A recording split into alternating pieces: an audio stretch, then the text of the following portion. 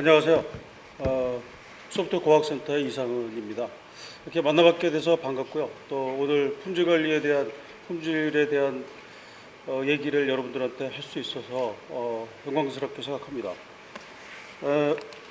오늘 말씀드리고자 하는 건 제목에서 보듯이 눈으로 보는 소프트웨어입니다. 저는 소프트웨어 과학센터를 맡고 있고요. 정보통신산업진흥원의 그 소프트웨어 중에서 특히 이제 품질에 관한 내용들을 주로 사업을 하고 있습니다. 주로 하는 일은 이제 기업을 도와서 어떻게 하면 소프트웨어 개발을 체계적으로 할 것인가, 또 품질을 보장할 것인가, 그리고 생산성 있게 개발할 것인가를 기술적으로 얘기할 수 있는 집단입니다. 일반적으로 우리가 새로운 신제품을 개발할 때, 소프트웨어 이외에도 모든 신제품을 개발할 때 대략 이런 프로세스를 거친다고 합니다. 3,000개 정도의 아이디어가 생각이 나면 그 중에 한 300개 정도가 문서화가 돼서 비즈니스 플랜을 쓰고, 그리고 그 중에 125개 정도가 인베스티게이션을 거치고, 그리고 그 중에 실제로 개발에 착수되는 것은 9개 정도라고 그래요. 그리고 론치되는 게 1.7개 정도 되고, 그 중에 매출을 올리고 수익을 남기고 성공적인 프로젝트를 했다, 제품을 만들었다라고 얘기하는 것은 1개 정도가 벌어진다고 합니다. 그만큼 신제품을 만드는 게 굉장히 어려운 일이죠. 그리고 다른 자료를 보면은 신제품 개발의 32% 정도는 이제 원하는 기간 동안에 만들지 못하고, 만들었다 하더라도 23% 정도는 수익성을 내지 못하고, 그리고 44% 정도는 기업이 목표로 하는 이익을 내지 못한다고 얘기합니다. 신제품을 만들고 나서 상위 25%가 하위 25%보다 12배 정도의 성과를 낸다고 얘기를 합니다. 그만큼 신제품을 만들고 성공시키는 일이 굉장히 어렵다는 얘기입니다. 그 왜 신제품의 성공을 못하냐 하면 이런 이유들이 주어집니다. 파란색으로 표시한 부분들은 시장이 원하거나 고객이 원하는 것들을 이해하지 못해서 마케팅적인 요소입니다. 기획이 잘못된 겁니다. 그리고 빨간색으로 표시된 것들은 개발을 제대로 못해서, 그러니까 3,000개 중에 9개까지 내려올 때까지는 내가 기획하는 것, 시장이 요구하는 것들을 제대로 이해하고 원하는 제품을 만드는 데 실패한 것들입니다. 그리고 9개에서 1개의 성공된 제품을 만들 때까지는 만드는 걸 제대로 못 만들었습니다.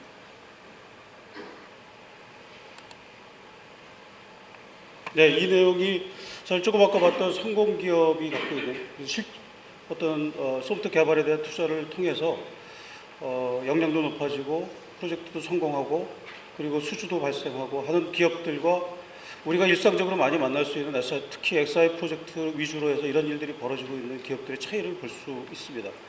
반대로 일반 기업에서는 기술적인 문제들은 잘 해결하는 반면에 관리에 대한 부재 때문에 프로젝트의 효과적인 성공이 그렇게 쉬운 문제들이 아닌 것 같습니다.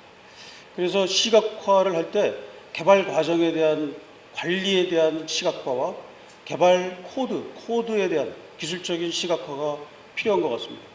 그리고 이것뿐만 아니라 소프트웨어를 개발한다는 것은 사실 궁극적으로는 좋은 소프트웨어를 개발해서 운영 유지하고 오랫동안 잘 쓸 수 있어야 되기 때문에 개발 자체는 유지 보수가 쉽게 돼야 됩니다. 사용성이 좋아야 되고, 그렇기 때문에 우리가 재사용성이라든가 유지 보수성이라든가 이런 얘기들을 많이 하게 되죠. 그리고 그런 것들을 위해서 문서도 충분해야 되고, 사람이 바뀔 때를 대비해서 그런 기술 문서라든가 관리 문서들이 충분히 보장이 돼야 됩니다. 그래서 저희가 비주얼라이제이션 안에는 개발 관리에 대한 비주얼라이제이션, 그리고 개발 소스, 얼만큼 효과적으로 재사용성 있게 구축했는지를 볼 수 있는 소스 코드에 대한 비주얼라이제이션, 그리고 산출물에 대한 비주얼라이제이션, 이렇게 세 가지로 구분을 하고 있습니다.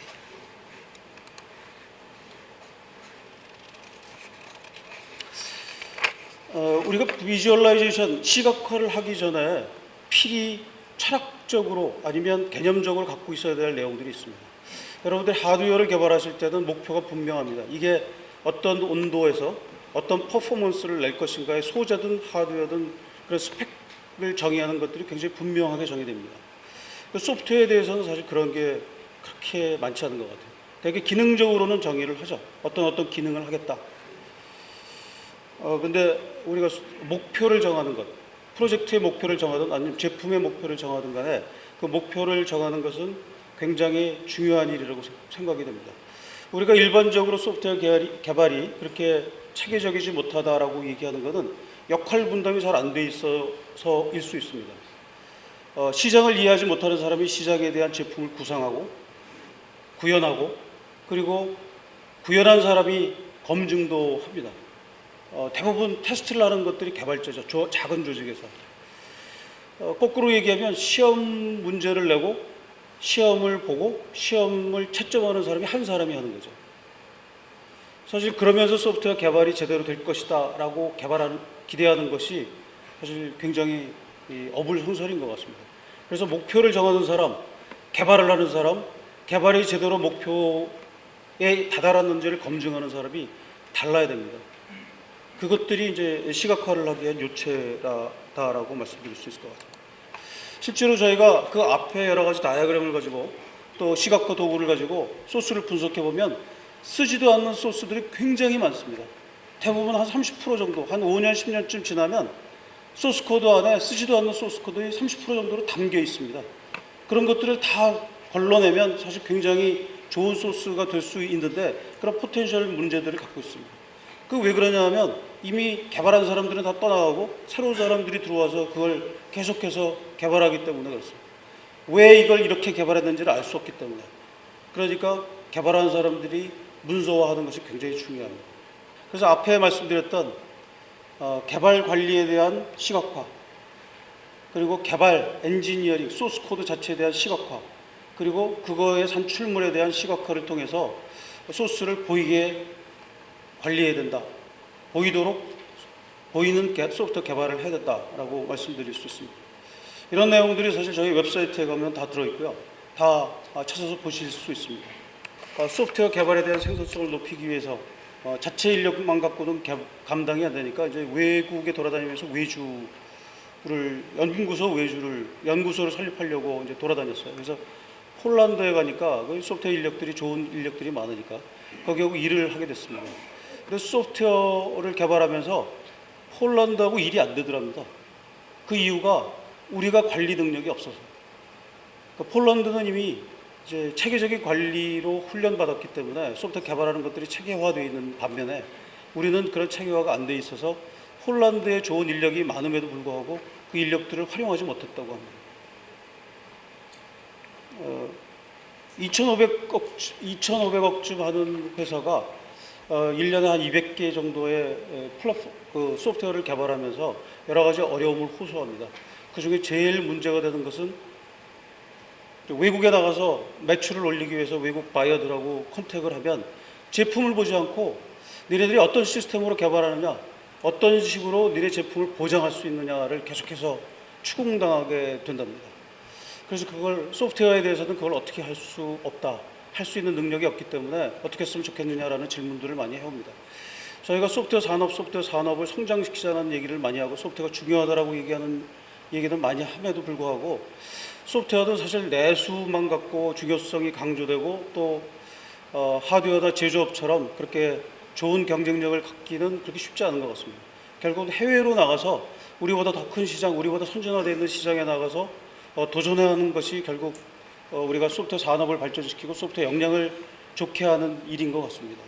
소프트웨어 역량을 해외에 나가서 펼치기 위해서는 이런 역량과 이런 체계를 갖고 있지 않으면 안 될 것 같습니다. 그래서 제가 오늘 말씀드린 이런 내용들을 잘 검토하셔서 회사에 돌아가셔서 이런 임플리멘테이션을 통해서 경쟁력과 역량을 충분히 보유하시기를 희망하겠습니다. 감사합니다. 예, 감사합니다.